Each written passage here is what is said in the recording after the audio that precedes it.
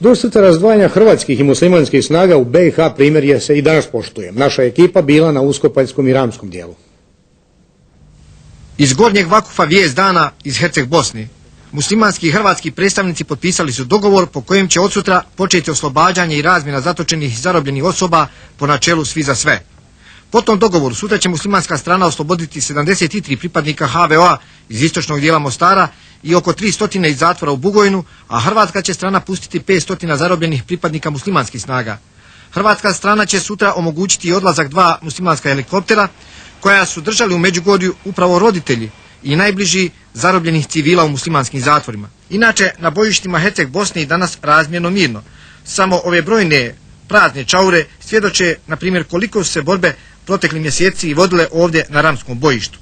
Javljamo se sa jedne od najisturenijih crta obrane Hrvatskog vijeća obrane ramskog bojišta.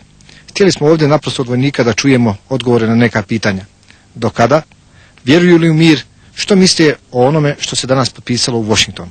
Mir jest moguć, ali mi moramo pokucati međe i sa Srbom i sa muslimanom. Pa mi vjerujemo da će biti ipak mira za sad. Ne znamo, vidjet ćemo. Optimista sam. Danas su načelnik političke uprave Ministarstva obrane Hrvatske Republike Herceg Bosne Ignaz Koštroman i zapovjednik Ramske brigade Ilija Franić posjetili prve crte obrane.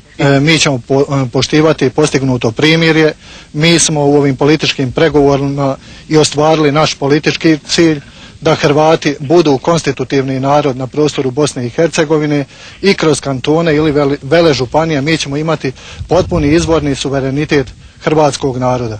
Došli smo da vas upozorimo da rat još uvijek nije gotov, da moramo i dalje držati budno crte koje smo dostigli i poštivati zapovjedi koje imamo od glavnog stožera.